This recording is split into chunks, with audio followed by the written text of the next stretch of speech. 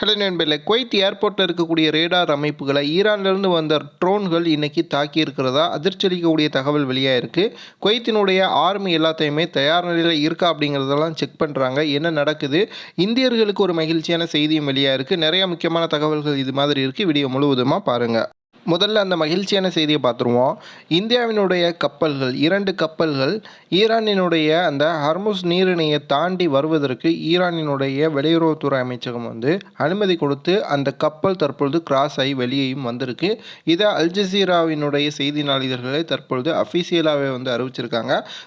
Kuwait மற்றும் பல நாடுகளில் இருக்கக்கூடிய ஆயில் தான் இந்தியாவிற்கு மிகப்பெரிய அளவில் சப்போர்ட் பண்ணிக்கிட்டு இருக்கு.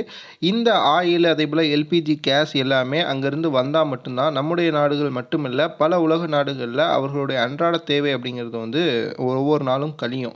தற்பொழுது இந்தியாவிற்கு மட்டும் ஸ்பெஷல் பர்மிஷன் அடிப்படையில் தற்பொழுது அந்த கப்பல்கள் போவதற்கு ஈரானினுடைய அரசு அனுமதி வழங்கியிருக்கிறது. மிகப்பெரிய வெற்றியாக இந்தியாவிற்கு பார்க்கப்படுது. அதேபோல் இந்தியாவில் இப்போ எல்பிஜி கேஸ் தட்டுப்பாடு அப்படிங்கிறது மிகப்பெரிய அளவில் இருக்குது. ஹோட்டல்களுக்கான அந்த கேஸ் புக்கிங் அப்படிங்கிறதையே நிறுத்தி வச்சுருக்கிறாங்க. நம்முடைய வீட்டு உபயோகத்திற்கு ஆன்லைன் மூலமாக மட்டுமே இந்தியன் ஆயில் ஒன் அப்படிங்கிற ஆப் மூலமாக மட்டும்தான் தற்பொழுது கேஸை புக் பண்ண முடியுது. இல்லை அப்படின்னா நேரடியாக நம்ம சிலிண்டர் ஆஃபீஸுக்கு போய் தான் நம்முடைய கேஸை புக் பண்ணி வைக்க முடியுது. வைத்தாலும் கூடவே 45 நாட்கள் வரைக்கும் அந்த ஒரு தடவை புக் பண்ணோம்னா கேஸ் கிடைப்பதற்கு 45 நாட்கள் ஆகும் அப்படிங்கிற தகவலும் தற்பொழுது மிகப்பெரிய அளவில் இப்போ இருக்கக்கூடிய இந்த பிரச்சனையை எவ்வளோ சீக்கிரம் நாம் விரைவிலேயே முடிவுக்கு கொண்டு வரணும் அப்படிங்கிறத அழுத்தம் திருத்தமாக தெரிவிக்கி. எது எப்படியோ இந்தியா ஈரானினுடைய அந்த நட்புறவு அப்படிங்கிறது இப்போ இந்த 2 கப்பல்கள் ஹர்முஸ் நீரிணையை தாண்டி வந்ததிலேயே மிகப்பெரிய வெற்றியை நம்முடைய நாட்டிற்கு கொடுத்துருக்கு.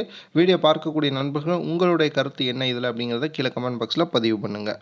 அடுத்த தகவல், குவைத்தினுடைய ஏர்போர்ட்டில் இருக்கக்கூடிய ரேடார் அமைப்புகளை ஈரானிலிருந்து வந்த ட்ரோன்கள் ஒரு சில ட்ரோன்கள் தாக்கி இருக்கிறதா செய்திகளை குவைத்தினுடைய நாளிதழ்கள் வெளியிட்டிருக்காங்க. உடனடியாக அதை சரி செய்வதற்கான பணிகள் தற்பொழுது நடந்துகிட்டு இருக்கிறதாகவும் இந்த ரேடார் அமைப்புகள் தாக்கப்பட்டிருக்கிறதுனால குவைத்தினுடைய ஏர்போர்ட்டிற்குள்ள டேக் ஆஃப் மற்றும் லேண்டிங்கில் சில பிரச்சனைகள் வரக்கூடும். பல விமானங்கள் மாற்றுப்பாதைகளை தேர்ந்தெடுக்க வேண்டியிருக்கும். அதே போல் டிலே அல்லது கேன்சலேஷன்லாம் ஃப்ளைட் புக் பண்ணியிருக்கிறவங்களுக்கு ஏற்படும் அப்படின்ட்டு தெரிவிச்சிருக்காங்க. இப்போதைக்கு நாம் இந்தியாவிற்கு வர்றது அப்படிங்கிறது சாத்தியமில்லாத ஒன்றாக குவைத்திலிருந்து இருக்குது. ஸோ குவைத்தில் இருக்கிறவங்க குவைத் எம்பசியினுடைய தொடர்பிலேயே இருங்க. எந்த பிரச்சனையாக இருந்தாலும் சரி அவர்கள் மூலமாக மட்டுமே நீங்கள் இந்தியாவிற்கு வருவதற்கு முயற்சி செய்யுங்க.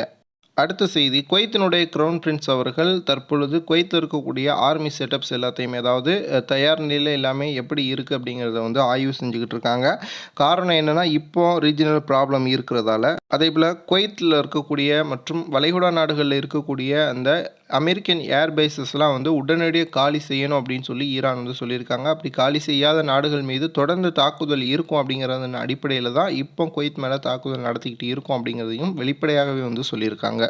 ஓகே நண்பர்களே, தொடர்ந்து இணைந்திருங்க. நம்முடைய சேனலில் குவைத்திலிருந்து இந்தியா வருவதற்கான ஏற்பாடுகள் அது சம்மந்தமான அப்டேட்ஸ் எல்லாம் தொடர்ந்து நம்முடைய சேனல் மூலமாக வெளியிடுவோம்.